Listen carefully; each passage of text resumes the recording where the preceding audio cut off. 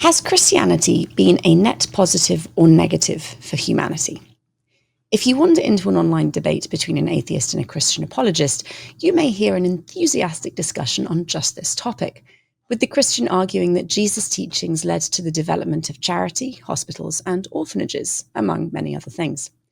Are these claims actually correct, though? Today, Dr. Bart Ehrman and I continue our discussion on the influence of Jesus' ethical teachings on the Western world, diving into just that question. Welcome to Misquoting Jesus with Bart Ehrman, the only show where a 6-time New York Times best-selling author and world-renowned Bible scholar uncovers the many fascinating, little-known facts about the New Testament, the historical Jesus, and the rise of Christianity. I'm your host, Megan Lewis. Let's begin. Hello everyone, welcome back to Misquoting Jesus. We are continuing today to talk about Jesus' impact on the ethics and morals of the Western world. We're also going to be talking about some blog news. We've got some listeners' questions. And as always, we have Bart. Bart, how are you today? Yeah, doing pretty well. We're, I'm now that I finished this other book, I'm starting in on the next one, as one does, and it's kind of thing where I'm rereading stuff that I've read like years and years ago that I've always really liked, and get to read some more about how we got the New Testament, why do we get these 27 books, and for some reason I don't know why, but since I was like 18 years old, this has been a really fascinating question to me. And so virtually every book I write, I enjoy writing, I'm interested in, but there's some things that like go way back for me. And this is one of them. So I'm probably spending most of the rest of the summer reading about this kind of thing. Well, I look forward to talking about it as you continue your research and writing. Yeah. So do you have time to do like any reading in your field generally? Not really. I try to.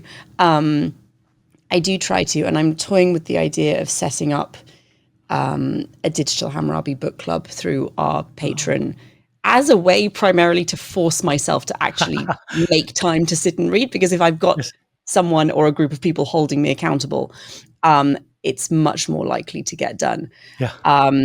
But I have so many books on the shelves downstairs that I really want to dive into, and they're fascinating. And I've kind of, when you're researching a particular topic, for people who've not done a lot of academic research, you don't necessarily read a book from start to finish. You go and you find the relevant things for what you're looking at that moment in time. So I've done a bit of that here and there as I'm researching for interviews with guests on Digital Hammurabi, or if I'm preparing for a course or a lecture or something, I'll do bits of research that are relevant.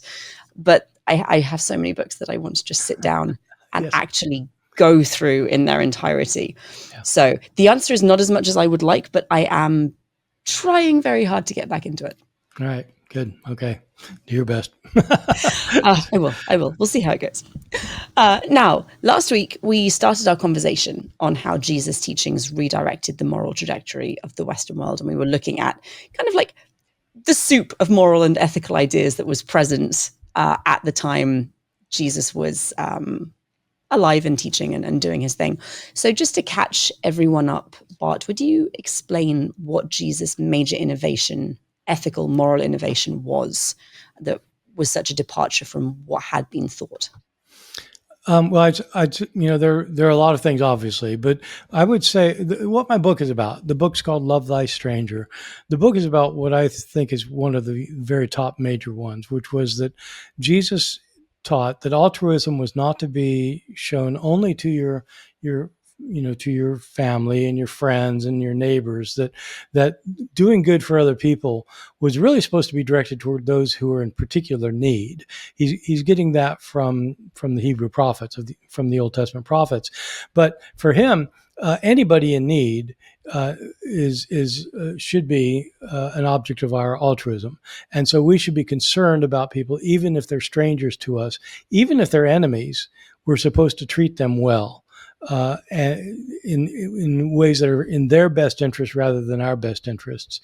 And this ends up, as we'll be exploring today, ends up making a big difference in our form of civilization. Now, we talked quite a lot last time about exactly who a stranger is in this context of love thy stranger. I wanted to ask about how the concept of love plays into the discussion. If you've got a call to serve others, but the instruction is framed throughout the New Testament in the language of loving your neighbor, what does this mean? So it's a very important point, and it turns out being kind of a thing people don't think much of. But the word love in English is a wide ranging term. You can love all sorts of things, but you love them in different ways. You love your children differently from the way you love your spouse. You love your spouse differently from the way you love your boss, and you love your boss differently from the way you love a book. And you love and you love whatever you love. Can mean a lot of different things. It can mean desire. It can mean passion. It can mean fondness. It can mean friendship. It can mean sexual passion. It can mean all sorts of different things. And to understand what it means, you have to understand what it means in a particular context. That was true of ancient languages as well. And all ancient languages have a variety of words for a variety of things. The word love in Greek, widely in Greek, words that get translated into English as love there are various kinds of words. There's the word eros, for example, that's used widely in Greek for love, and it tends to mean kind of a passionate love. Not just sexual passion, but it can be sexual passion. But if you're passionate for something, that's eros. Another word is philia, which means something more like friendly love, like when you really have good chemistry with somebody, you connect with somebody, and you treat them well because you really like them. That's philia, and so it's not the same thing as eros. And then there's another word, stergo, which means usually used for parents with respect to children and family relationships, that kind of love. Within the Greek speaking world, the word that became the dominant word in Christianity is never used. So it's the word agape, Agape. They had the verbal form of it. Agapao is a verb that was used going back to Aristotle and Plato and so forth. And it could mean kind of like a fondness for something. But in the Greek translation of the Old Testament, they start using this term agapao, and they invent this word agape, which is the noun for love, and it's the noun that is almost everywhere in the New Testament. What it means is somewhat different. All these terms overlap, obviously, but agape is the kind of love where you do something in somebody else's best interest. It's an active love, and this is the kind of love that God commands. And so in the Old Testament, in the Greek Old Testament, God says, love your neighbor as yourself. It's this verb agape or agapao. And in the New Testament, the command to love is using this term agape. It's an important point because people confuse love always as an emotion, but agape is not an emotion. Agape is when you treat somebody well, whatever you think of them. You may not like them. You may certainly not have an emotional love for them, but you treat them well. That's what is meant by this term agape. And it's the standard word on Jesus' lips in the New Testament and in the rest of the New Testament. I'm sure people will be familiar with the idea that he didn't mean to love specifically this person, and not necessarily in this way. We kind of touched on this last week. How early in Christian writing do we see this debate starting of exactly what Jesus meant and who he was referring to? Well, it starts right away. It goes all the way back in our earliest writings, and it's important because if Jesus is commanding people to love, it's important to understand what kind of love it is and to whom it's to be directed. Because the thing is, if you think of love as an emotion, then a command to love makes no sense. You can't command somebody to have an emotion. It's like commanding somebody to like broccoli. They either like it or they don't like it. It isn't like something you can order. I wish I could command someone to like broccoli. That would make my life so much easier. I know, but instead you have to command them to eat the broccoli. You can command them to do something, but you can't command them to feel something. And so in the Bible, these commands to love are not commands for feelings. They're commands for action. And Jesus himself appears to have taught that you're supposed to treat others well, and it's everybody. It isn't just your family, friends, neighbors. It's everyone. And so, I mean, for example, there's this famous parable in the Gospel of Luke where Jesus is explaining to somebody that, love your neighbors yourself is the most important ethical thing we can do. And somebody wants to justify himself, it says, and that probably means because like he wants to show that he's okay. He says, well, yeah, but when I'm supposed to love my neighbor, who's my neighbor? Because if it's just the guy next door, he's fine. But if it's someone else, maybe not. And then Jesus tells the parable of the Good Samaritan, which is a parable about somebody helping out a needy person who was his enemy. It's this Jewish man who's beat up and left by the side of the road half dead, who is ignored by a priest in the temple in Jerusalem and by a priest's assistant, a Levite in the temple of Jerusalem. They just leave him by the side of the road, don't even go to see how he's doing. And it's a hated Samaritan who comes up to him, a Samaritan who's understood to be the enemy of the Jews, kind of somebody practices a false religion, and there's political tension between them. And he's the one who helps this person. And Jesus says that's what it means to love your neighbor. It means helping people who are your enemies. And so it starts early on. It goes all the way back to Jesus. We are going to take a very brief break and then we'll be back to look at the practicalities of exactly how loving your neighbor worked and the impact that had on the development of morals in our world. Think you've got Jesus' parables all figured out? Think again. These aren't just simplistic moralistic tales. They're some of the most enigmatic and provocative teachings in all of Scripture. But if you're only seeing them through a modern lens, you're missing half the story. Rediscover these stories as they were originally understood in their historical and cultural context with New Testament and Jewish studies scholar Dr. Amy Jill Levine in her intriguing course, The Parables of Jesus, Jewish Insights into Gospel Ethics, Humor, and Provocation. You'll explore the teachings of Jesus, examining the social, ethical, and economic implications that are often overlooked today. If you're ready to dive into the real meaning behind the Good Samaritan, the prodigal son, and more, this 4-lecture series will take you deeper than you've ever gone before.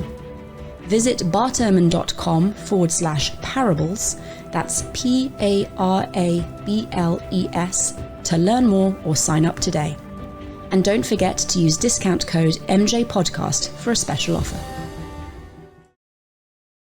So if we had people already during Jesus' ministry questioning or arguing exactly what this means and who it refers to, by the time Christianity is kind of an established, significant force in the religious canvas of the ancient world, how had these debates changed and shifted? Were they still being engaged in, or had people kind of come to an agreement of this is what he meant?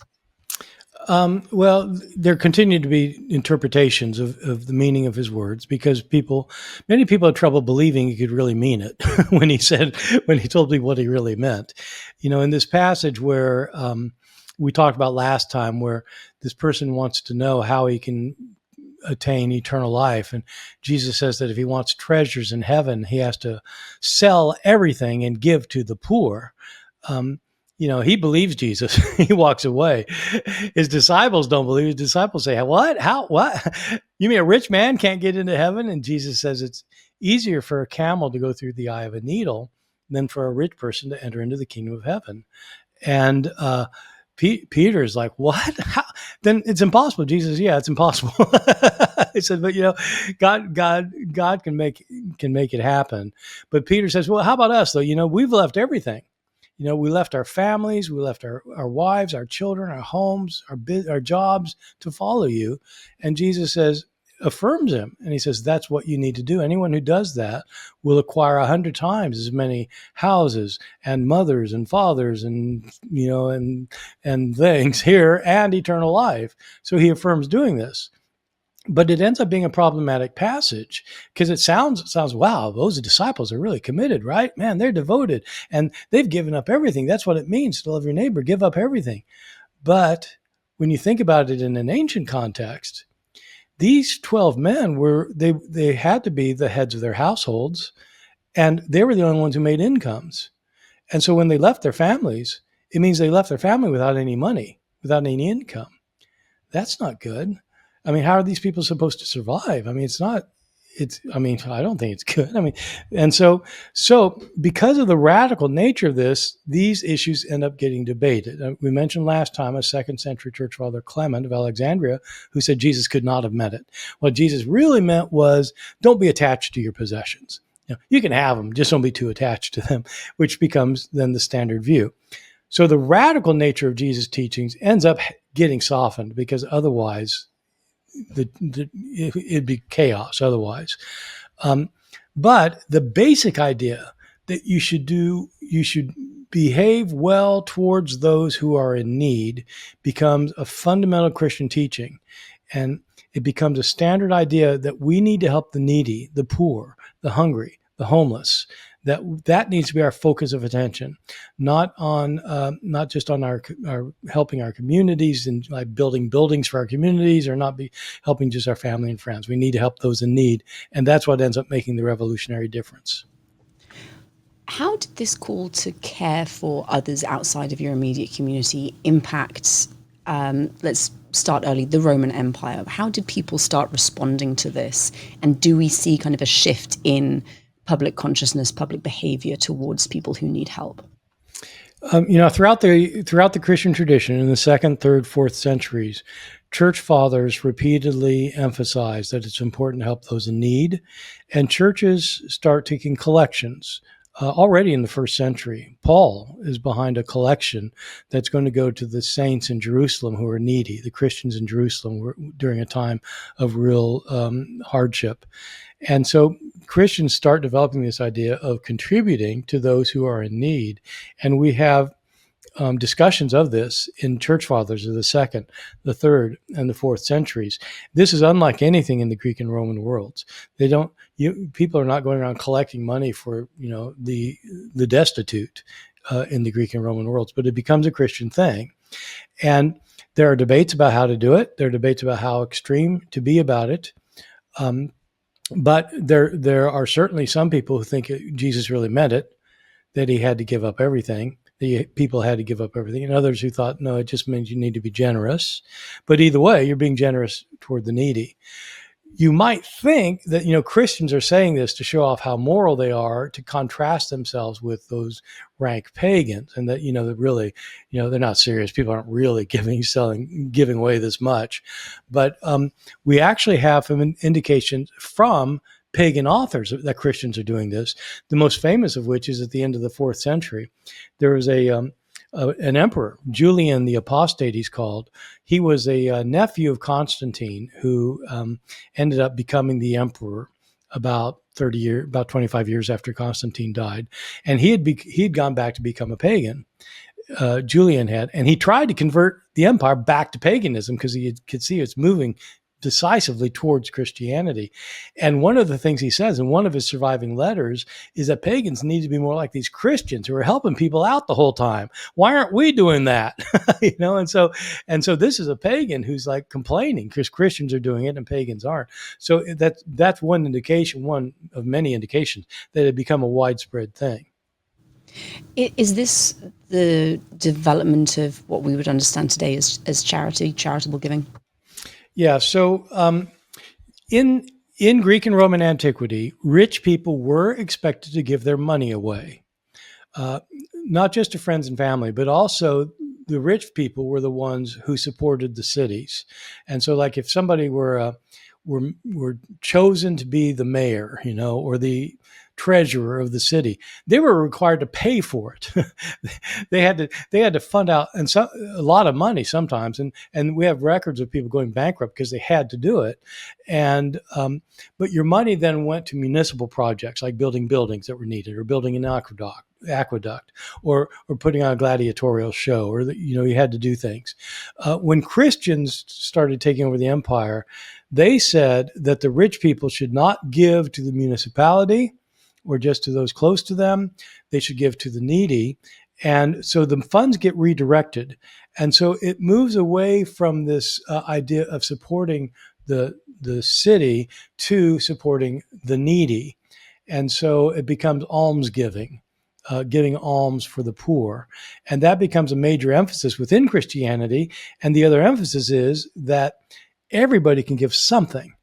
You may not be able to give a lot, but you can give something to help someone else. Even if it just means letting them sleep on your floor at night because they're homeless, or just giving them, sharing a meal with them, or if you have any extra money, giving it for the almsgiving.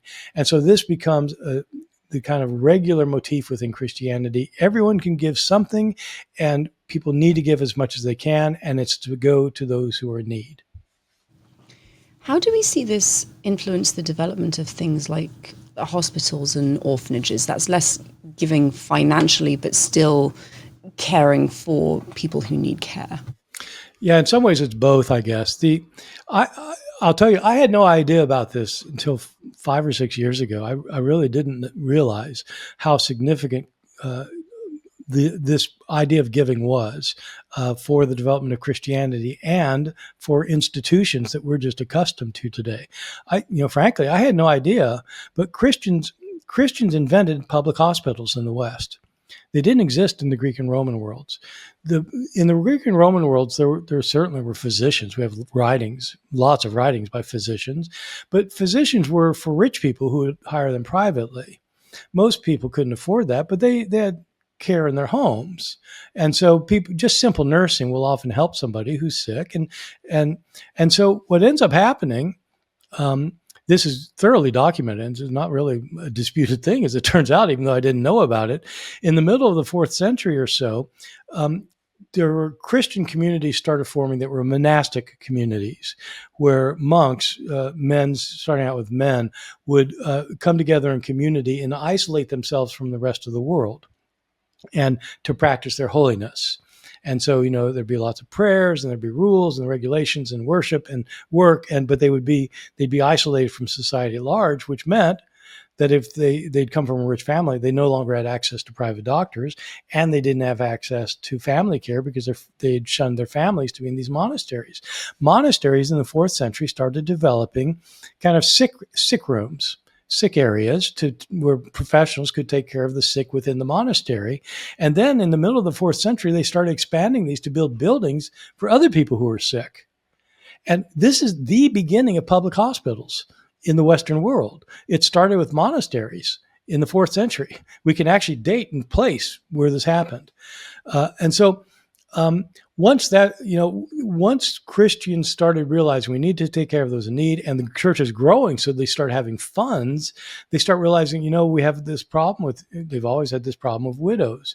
The main breadwinner has died, and the widow can't go get a job. There weren't jobs. So how do they get supported?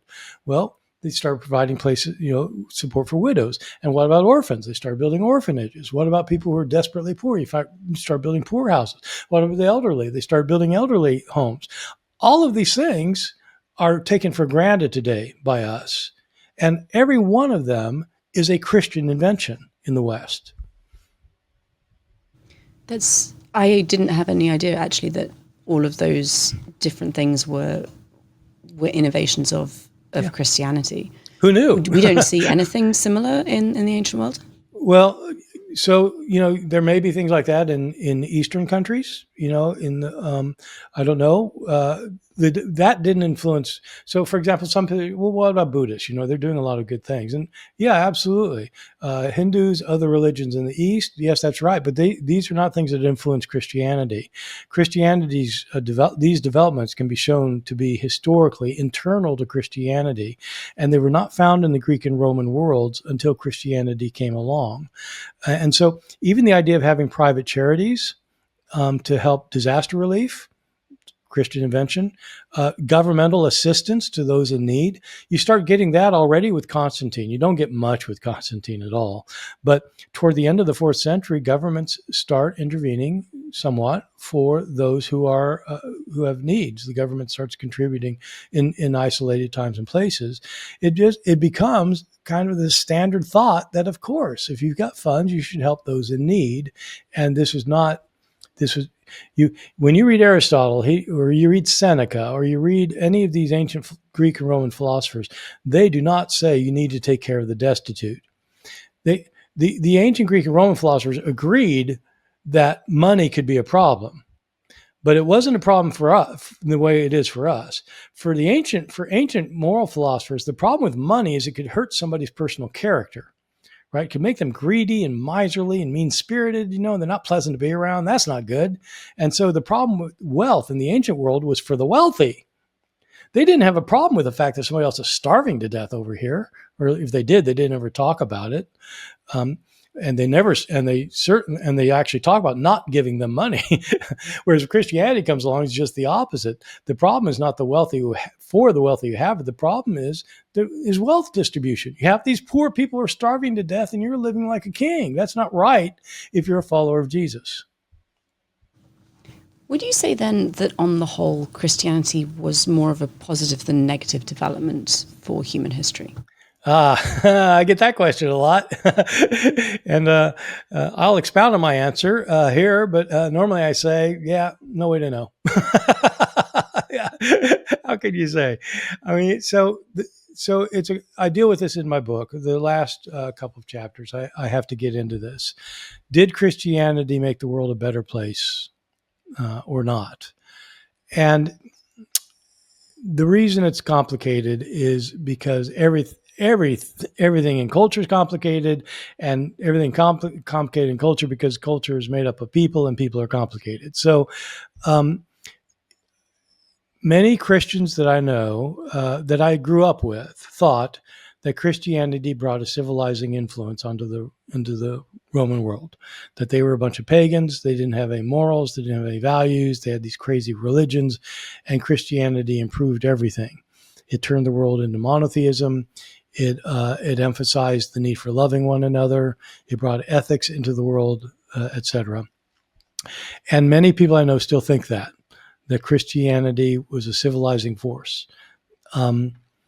Many atheists and agnostics I know think the opposite. They think that Christianity has done a world of harm to the world, and that the world would be better off without it. Both sides can make a case, but I think if you make a case for either side, you're not being very nuanced or understanding kind of the broader complexities of the situation. So, what arguments do you hear for it being bad then? Well, look, it's pretty easy to make the argument. People will point out that when the Christians started taking over the empire, they destroyed a good bit of Greek and Roman culture. We don't have most art or architecture or literature from the Greek and Roman worlds. Books of major philosophers, gone. Major poets, gone. Statues, artwork just gone. Before Christianity, Jews, of course, were unusual in the ancient world. They were made up maybe 7% of the Roman population. They were known to be different from everyone else, and they were sometimes mocked, but they were not attacked for being Jews. Sometimes in Israel was attacked for political reasons, even right after the days of Jesus, but as a political issue, wasn't a religious issue. It was only when Christianity came along that there was religious opposition to Jews for being Jewish. And that ends up leading some very nasty things, starting with Constantine, who starts passing legislation against Jews, and heightening with Theodosius I at the end of the 4th century with increased legislation against Jews, and going into the Middle Ages with very nasty things, with pogroms and very, very awful things that are because of it's within Christianity. Because Christians were rejecting Jews for rejecting Jesus. That can be demonstrated. So this is the argument somebody would make. Without Christians, you don't have the Crusades going in and trying to slaughter the Muslims and trying to take over the Promised Land by force. You don't have the Inquisitions, where heretics and false believers are tortured. Or threatened to be tortured. You don't have, you just kind of go down the line and you start seeing all these things that happened in the name of Christ. And some people say, look, that's not really Christianity though. And my view is, well, yes, it is Christianity. It may not be conforming with the teachings of Jesus, but these are Christians doing this in the name of Christ. This is what Christianity became. And so if you're asking, did Christianity create any harm in the world? Yes, and it still does. I mean, it was used to justify slavery. It's still used to justify racism. It's still used to persecute people and to kill people who are of the wrong color or the wrong ethnicity, or to oppress people who are of the wrong gender, or who have the wrong sexual orientation. It's like it is used in highly oppressive ways.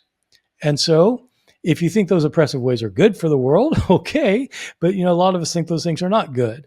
And so that would be, if somebody wanted to make the case, as many have, that would be the case that Christianity has not done a lot of good for the world.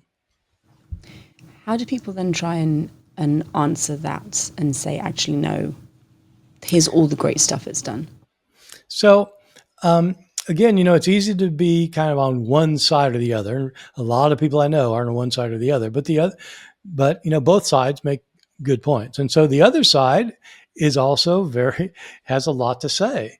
I think we today have more or less built into most of us in the West, not all of us, obviously, but most of us have built into us the idea that we ought to help people who are in need. And so when something horrible happens in some foreign country to people we don't know, we send disaster relief. We have people who volunteer to help strangers. Tons of money goes to helping those in need. Many people support governmental policies to help those who are poor and homeless. We have public hospitals. They wouldn't exist. I mean, they might have come into existence for some other reason, but they didn't.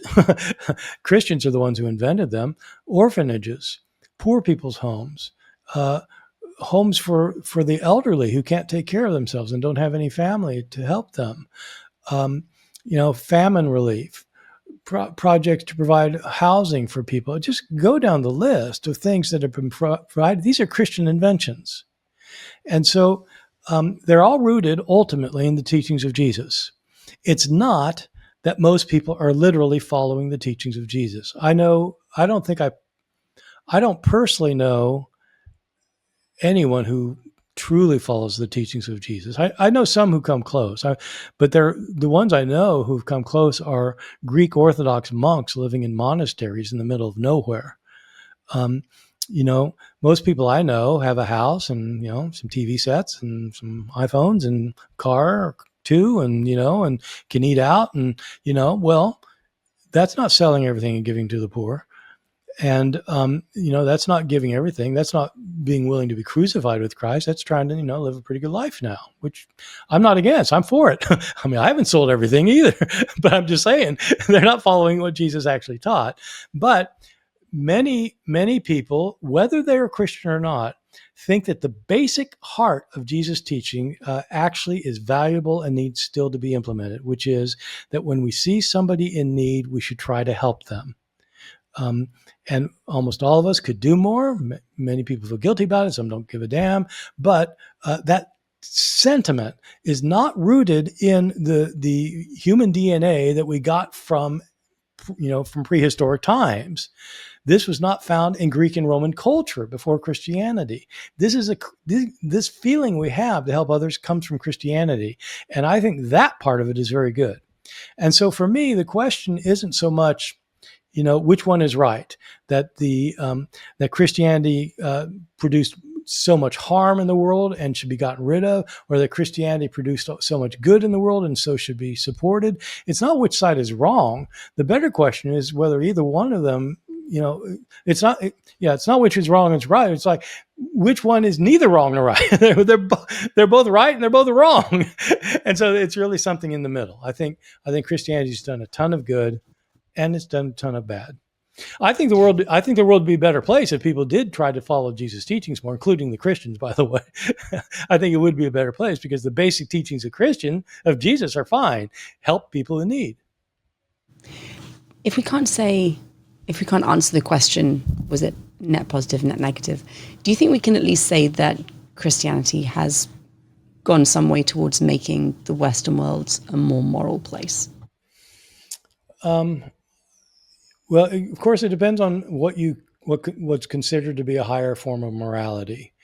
Um, the one that I was born into and raised with says that if somebody is suffering from want, that it is my human obligation to assist them.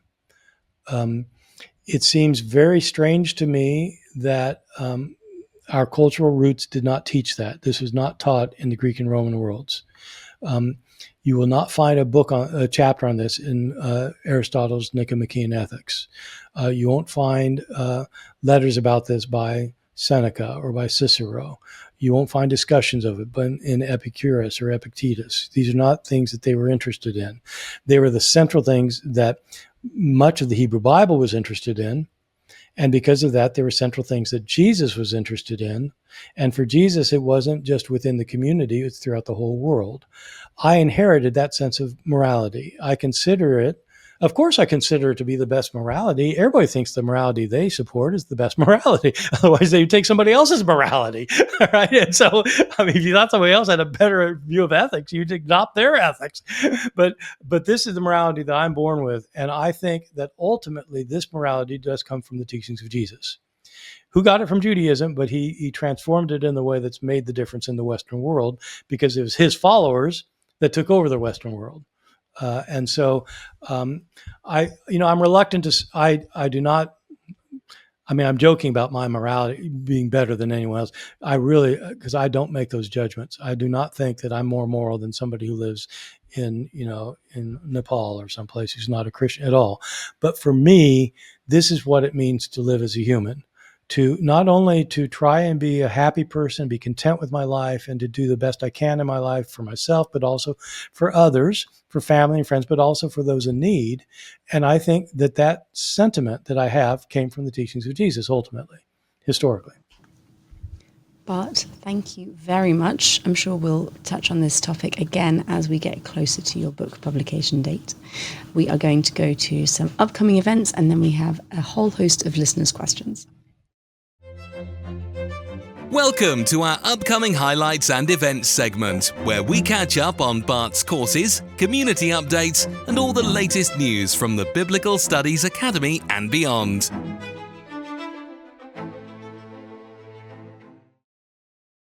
Bart, how is your blog going? My blog. Yeah, my blog is going, man. This thing, it's over 13 years now. Every week, 5 posts a week. I can't believe you've managed that consistently for 13 years. I wouldn't be able to manage that for 2 weeks. Well, I can barely manage every week. It's like, oh my God, how am I going to do this? So, but I do want people to know, a lot of people watch this podcast who are not on the blog. And what we do here, we have those interviews for 30, 40 minutes. But I post 5 times a week on topics like this. And, it's pretty interesting stuff. I just think if people are interested in what we're doing here, they should at least look at the blog and check it out. Because I mean, just this last week, I did a post on the one passage in the New Testament that is most explicit that women need to be subject to the authority of men. Okay, so like, what's that about? Did Paul really write that? I had another one on who is the suffering servant in the book of Isaiah? Is Isaiah 53 predicting that Jesus is going that Jesus is going to be crucified? So I had a blog post on that. Then I had another blog post on just this past week on what the passage in the New Testament, the one verse in the New Testament that led to in the middle of the 1970s, 1980s, started compelling evangelicals to be major advocates for the state of Israel.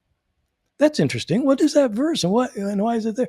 Another post on this weird passage in Genesis chapter 6, where these angelic beings look down on women and think they're beautiful and come down and have sex with them, and it leads to the Noah's flood. It's like, what? It's like, so all of these things, okay, so I say it's a pain doing these things, but it's so much fun too, because this is really interesting stuff. And so I would just encourage people to look at the blog. It's just and talking about charity, Bart, as we have been. Talking about charity. What does the blog do?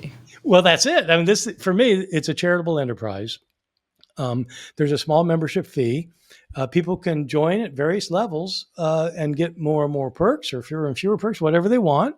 But it's not a lot. It's like $29.95 $29.95 for a year. It's like at the lowest level. Oh my God. But we take all of these monies and we give them to charities, mainly dealing with hunger, homelessness, and disaster relief. And so just over the last 3 years, we've raised $1.5 million in these 3 years. And so I really encourage people to look at it and think about joining, because it does a world of good for very little money, and you get so much stuff that we don't take any overhead out. Like, I don't get a dime of this stuff. It's like, and so I would really recommend people check it out. Absolutely. Definitely go take a look. And there are some free posts if you're not sure whether you want to commit to a paid account. There are free posts you can take a look at. And I think like the first paragraph of every blog post you can look at without paying. So you can kind of go and get a feel for what's in there. But it's a great thing, and I highly recommend it. So it's www.ehrmanblog.org. And just go there, check it out, and you can see.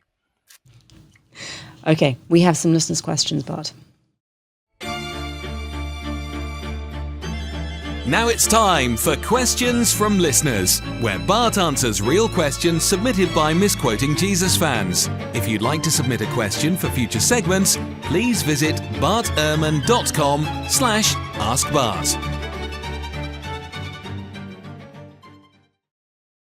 Okay, this first one is a good one and actually had me thinking about my own answer for my own field, but I'm really interested to hear yours. Are there any writings that are alluded to or assumed to have existed that you wish we had access to, both from a scholarly perspective and out of personal curiosity? Oh, yes. Not just the book of Jasher, the Hebrew Bible. Well, Luke, as I said, I think last time, the Gospel of Luke begins by Luke saying that many people had written accounts of the life of Jesus. I'd like a few of those, thank you. Paul mentioned some of the letters that he wrote that we don't have. I'd love to have that. It looks like Matthew and Luke used a source. They don't mention it, but they use it, named that we call Q. Boy, that'd be nice if that one would turn up. There are dozens of writings that are talked about by church fathers that we would just, we would love to get any one of them. Sometimes they show up. So, back, I don't know what it was, about 10 years ago, more than that, 20 years ago, the Gospel of Judas showed up. We knew there was a gospel connected with Judas Iscariot, and we had some sense of what was in it, and then it showed up. Oh my God, that was big. And so there are lots of gospels that we've heard about that we don't have, and writings of other apostles and such. And so, yes, the answer is yes. There's definitely stuff out there, and we don't know if it's still out there, but there probably will be discoveries of things that we'll be very glad to get. How early do we see the church or the bishop in Rome asserting their faith as normative for the whole Christian world? And how widely was this assertion ever accepted outside of the Latin Church? So the first ascriptions of authority to the Bishop of Rome don't come from the Bishop of Rome himself. They come from outsiders who say that the Roman Church is the central church. In early Christianity, some of the major urban areas had large churches, such as Rome and Antioch and Ephesus, eventually Alexandria, Egypt. And there were some kind of tensions, between which one is the most influential. For what might seem obvious reasons, Rome became the central church. Rome is the largest city in the empire, probably had the largest church in the empire, a lot more money there than anywhere else in the empire. Some people think there's administrative trickle down from the empire being located in Rome into the church itself. And so Rome becomes the center of the Catholic Church. Catholic means the universal church, and so it becomes the Roman Catholic Church. The first time we start getting anybody talking about the centrality of Rome is toward the end of the 2nd century. The church father Irenaeus makes comments to that effect, but it's really, it doesn't become that Rome is the church until later, probably the 4th century or so. And the head of that church, the bishop of the church, is called the Papa, the father of the church, Papa, and that becomes the Pope. There are there are writings by Eusebius and other church fathers that describe the actual lineage of the bishop. First it's Peter, then it's so and so and so and so and so and so. And you go on down, but these lists appear to be made up. We don't really have good records for the earliest bishops. Thank you. In Mark 11, the priests challenging Jesus' identity seem to be afraid to speak badly of John the Baptist in front of the crowd. Does this tell us that John was much more popular than Jesus in his time? And how could that be if John recognized Jesus as the Messiah? Okay, well, there's a lot going on in this question. And one thing behind it that may not be obvious is that you have to decide, did this episode really happen? If it did really happen, what does that say about John the Baptist's relationship to Jesus? And if it really happened, and you say something about the relationship, did it really happen that John understood himself to be the forerunner of Jesus? And so you have all these kind of historical complexities.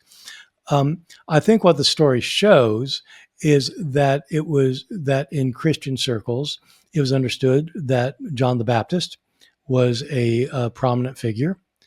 It seems pretty clear that John had a more extensive reputation in some circles than Jesus had, even after their deaths.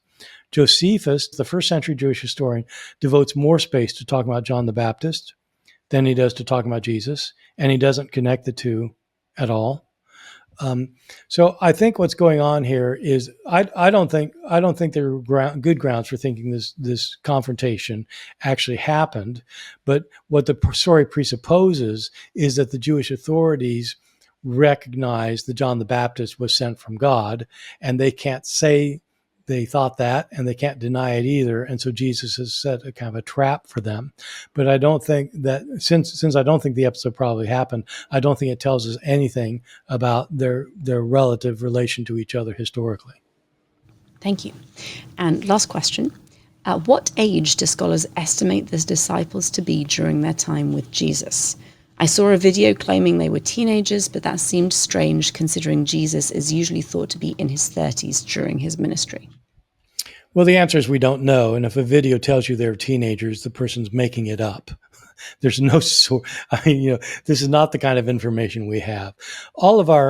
Anything that comes close to historical information about the disciples of Jesus is in the Gospels themselves. And so anything else is either a later legend or something that somebody's making up now. Let me say a couple of things about it. One is that the age of Jesus is complicated itself. Only Luke gives us any hint. Luke doesn't give us a hint. Luke says that Jesus was about 30 when he's baptized by John. But the other Gospels don't tell us. There's a passage in John that seems to suggest he was closer to 50. So I don't know. But we don't really know. Jesus must have been an adult. We think, pretty sure he would have been an adult. What about his disciples? The disciples talk about having left their families, their wives. For example, Peter has a mother-in-law in the New Testament. Most Jewish men, like most men throughout the world at the time, married relatively late in their 30s, early 30s. Most women got married around the year 13 or so, age 13 or so. And so the assumption of the gospel seems to be that these are adult men. But we are not told their age. And presumably they had a variety of ages. I would be surprised if any of them was a teenager. The only one for whom there are legends to suggest he was very young is John. And it's because John was thought to have been an old man when he wrote his gospel, and that he wrote his gospel toward the end of the first century. And so he couldn't have been more than a teenager. But that's also guesswork. So the basic stories we don't know, but the assumption seems to be that they were adults. Thank you very much. Now, Bart, before we finish for the week, would you mind summarizing what we spoke about today? Well, we're talking about whether Christianity did more good in the world or more harm, and it's pretty easy to list all the harms that have come in because of the Christian church. You can't really put the blame on that on Jesus necessarily, but it happened. There's also a lot of good. that has come out of the Christian tradition, including inventions of hospitals and orphanages and old persons' homes and so forth. And those can be traced directly back to the teachings of Jesus. And so we're trying to evaluate what the moral quality of Christianity, not just what ethics they promoted, but what kind of moral good and bad they did. Audience, thank you so much for listening. I hope you enjoyed the show. If you did, please subscribe to the podcast to make sure you don't miss future episodes. Remember that you can use the code MJPodcast for a discount on all of Bart's courses over at www.bartehrman.com. Misquoting Jesus will be back next week. Bart, what are we talking about next time? Well, next time we're going to deal with something I just referred to as having posted a blog post on, which is who was the suffering servant. So you have this passage in Isaiah 53 that Christians read as referring to the crucifixion of Jesus. People should read Isaiah 53. You will not be able to read it without thinking Jesus. And we're going to talk about whether Isaiah 53 is talking about Jesus or not. Thank you all, and goodbye.